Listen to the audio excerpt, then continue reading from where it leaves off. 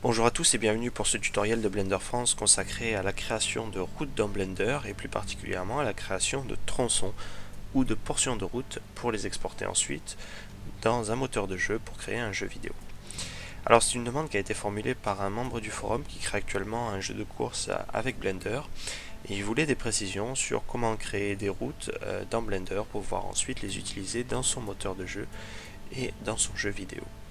Alors je ne connais pas particulièrement le moteur de jeu qu'utilise Sola, mais je travaille régulièrement avec Unity et en ce qui concerne la création de niveaux et plus particulièrement de circuits ou de routes, il est très pratique de créer en fait seulement des sections, des portions de route qu'on va ensuite utiliser dans notre moteur de jeu et assembler pour créer différents circuits qui seront originaux à chaque fois.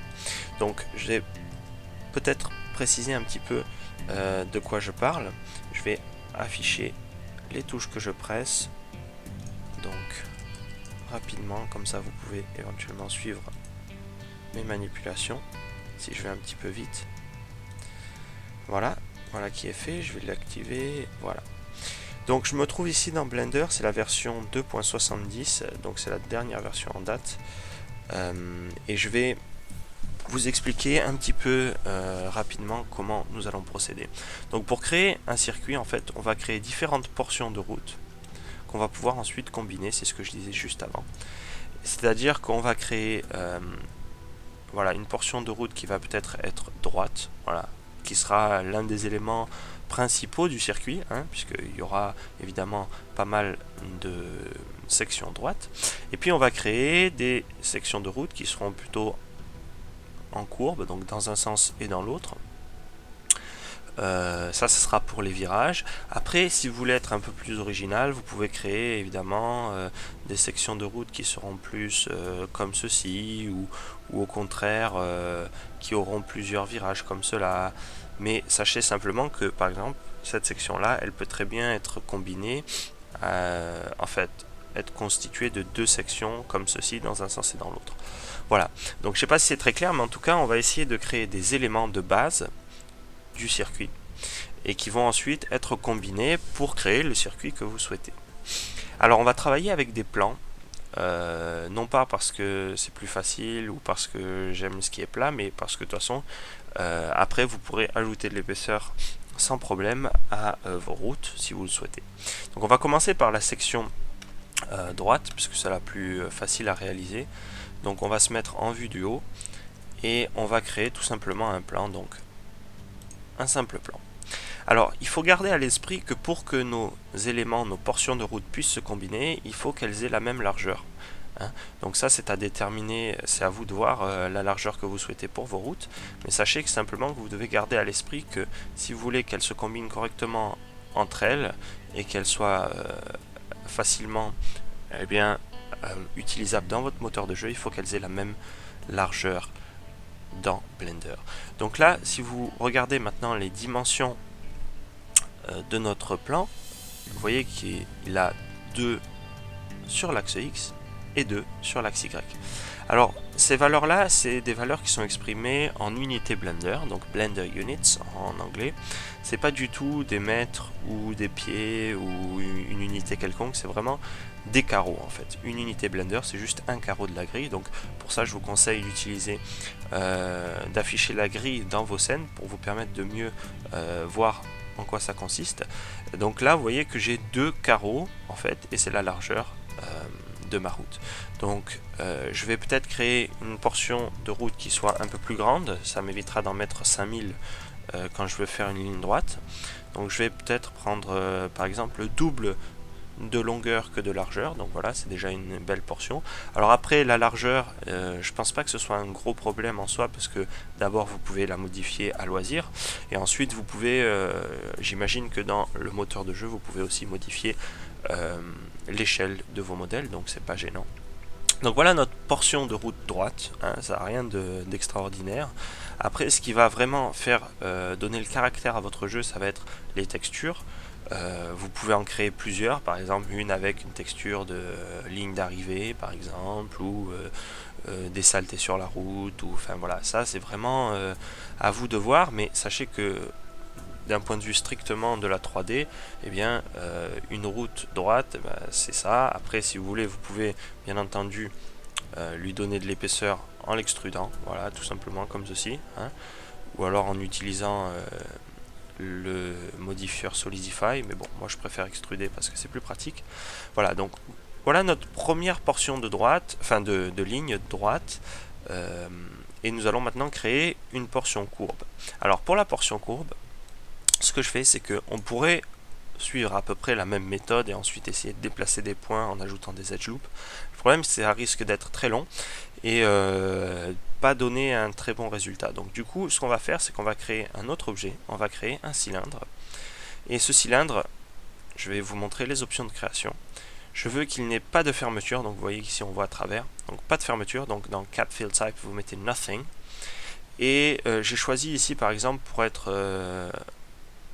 pour pas avoir trop de résolution, j'ai choisi 12 arêtes dans le pourtour de ce cylindre. Donc 12 arêtes. Et ce que je vais faire, c'est que je vais me débarrasser, donc je vais passer en mode fil de fer, de tous les points qui se trouvent à la base du cylindre. Donc voilà, je les sélectionne et j'appuie sur X pour les supprimer. Je choisis Vertices. Donc vous voyez que ça me donne juste un cercle. Rien de bien sorcier. Et c'est à partir de ce cercle que je vais commencer à travailler. Donc je vais sélectionner l'ensemble des points de ce cercle et je vais les extruder vers l'intérieur. Donc je vais appuyer sur E puis sur S. Voilà, on va dire que comme ça c'est bien. Et maintenant je vais prendre simplement un quart de ce cercle en fait pour me servir de virage en fait. Donc je vais sélectionner tous ces points là. Hop, je me suis un peu planté dans ma sélection, désolé. Tous ces points là. Tac. J'en ai oublié un. Voilà. Et simplement les supprimer. Et vous voyez qu'ici j'ai ma portion de route. Alors à nouveau, hein, c'est une résolution qui est faible parce que j'ai choisi que 12 subdivisions, mais vous pouvez en choisir davantage. Voilà, donc j'ai ici ma portion de route qui est créée. Hein. Je vais centrer peut-être mon pivot, voilà, comme ceci, pour pouvoir utiliser ma fonction échelle. Et vous voyez que maintenant, il s'agit juste de la mettre à l'échelle pour qu'elle corresponde à ma portion droite. Alors pour ce faire, j'ai trouvé une petite astuce, en fait c'est un bidouillage, mais je trouve que ça marche très vite et c'est très utile. Donc je vais mettre mettons ma portion droite ici. Ensuite je vais mettre en vue du haut, donc top view. Donc je suis obligé à chaque fois d'utiliser le menu parce que mon pavé numérique ne fonctionne pas. Je ne sais pas pourquoi, il faut que je résolve cette difficulté. Donc je vais me mettre en fait juste en face, grosso modo. Hein, je vais essayer d'ajuster grosso modo la taille de ma route. Hein, donc là c'est vraiment au jugé. Essayez d'être le plus précis possible, mais enfin vous allez voir que c'est pas très grave si vous dépassez un poil. Voilà, là je pense que je suis bien en face. Donc ce que je vais faire, c'est que je vais sélectionner ma portion courbe. Je vais peut-être la déplacer encore un tout petit poil sur l'axe X, pardon. Tac. Pourquoi il veut pas? Ok. Juste pour qu'il soit en face. Voilà. Donc je vais sélectionner ma portion courbe. Vous voyez que là je suis en mode objet, je le sélectionne. Et je sélectionne également ma portion courbe. Et je vais les fusionner. Donc je vais appuyer sur CTRL-J. Et vous voyez que maintenant les deux portions font partie du même objet. Et je vais passer en mode édition. Et là ce que je vais faire, c'est que je vais sélectionner les deux points qui se trouvent ici. Et je vais les fusionner à l'aide du raccourci clavier Alt-M. Et je vais les mettre grosso modo au milieu. Et je vais faire pareil ici. Donc ce que ça va permettre, c'est en fait d'assurer que les deux portions de route ont exactement la même largeur, puisqu'elles sont fusionnées en fait. Et ensuite il va falloir tout simplement les redésolidariser. Donc je vais resélectionner ce segment là et appuyer sur V. Et vous voyez qu'ici j'ai juste désolidarisé les deux portions de route et que j'ai maintenant mes deux portions de route qui sont totalement emboîtables, si j'ose dire. C'est-à-dire qu'on peut les combiner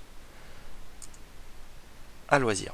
Donc je vais faire pareil pour de l'autre côté, hein, pour être sûr que ce soit la même largeur. Donc ce que je vais faire, c'est que je vais... Ah oui, parce que ensuite il faut évidemment les reséparer, puisque là ils font toujours partie du même objet. Donc je vais sélectionner ça à l'aide de la touche L, et puis je vais appuyer sur P, sélection. Et vous voyez que maintenant mes deux objets sont séparés.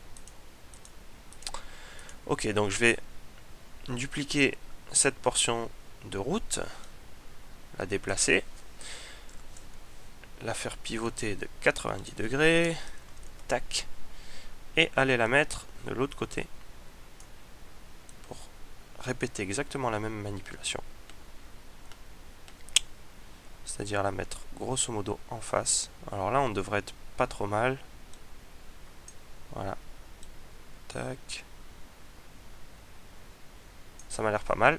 Je vais fusionner mes deux objets, CTRL J, passer en mode édition, fusionner ces deux points, Alt M, Add Center. Et pareil pour de l'autre côté, vous voyez qu'ici il y a une petite différence. Est-ce que j'ai toujours... Non, c'est bon. Je croyais que j'avais toujours les autres points sélectionnés. Et ensuite sélectionner ça, appuyer sur V et les reséparer. Voilà, je vais rescinder mes deux objets, en fait mes deux portions de route, à la touche P.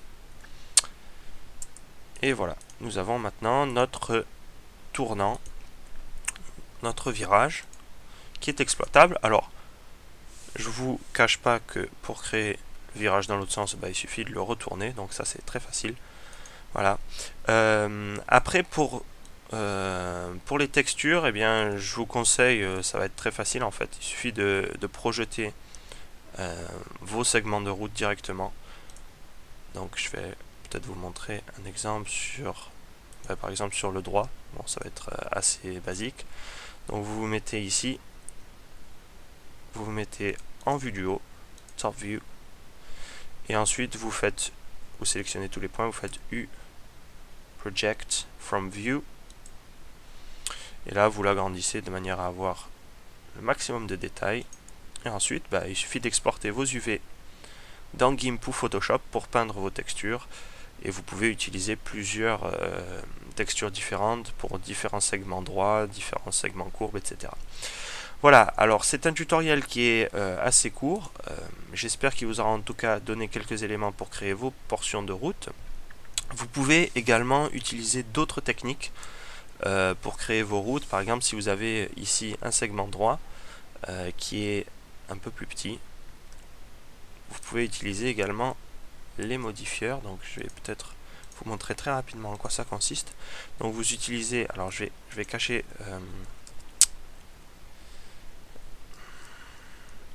celui-ci puisqu'on n'en a pas besoin, et je vais utiliser uniquement ce segment là, voilà, que je vais rétrécir vaguement. Voilà. Donc vous pouvez vous servir par exemple d'un segment droit et utiliser les modifieurs, donc savoir principalement le modifieur arrêt. Donc il faut juste, hop, pardon, il y a ma tablette graphique qui fait des siennes. Voilà, vous utilisez juste le modifieur arrêt, et vous voyez qu'ici vous pouvez créer une route. Alors elle est droite, vous allez me dire. Donc là, il faut utiliser un autre modifieur. Donc mettons que je crée une route, bon voilà, de cette taille-là. Hein.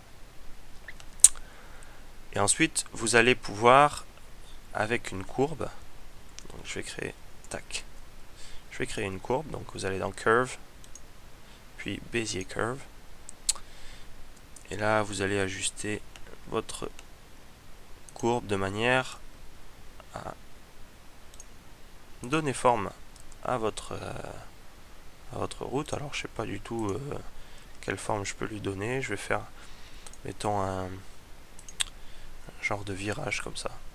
Tac. Voilà.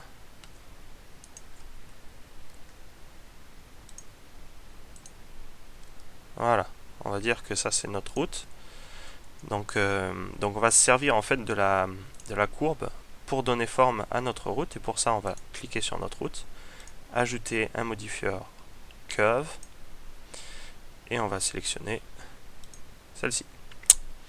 Alors ensuite il faut choisir l'axe de déformation, donc ça sera, alors lequel serait-ce? Donc voilà, ça serait celui-là. Et vous voyez que ici vous avez la possibilité de créer, alors voilà, donc là par exemple il est dans le mauvais sens, mais c'est pas grave, il suffit de prendre ça et de faire le pivoter sur l'axe Y de 90 degrés.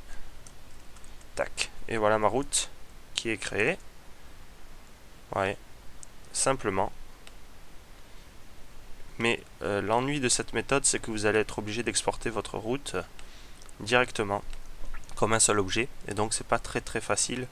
Il faudra à chaque fois créer tous les niveaux, toutes les textures.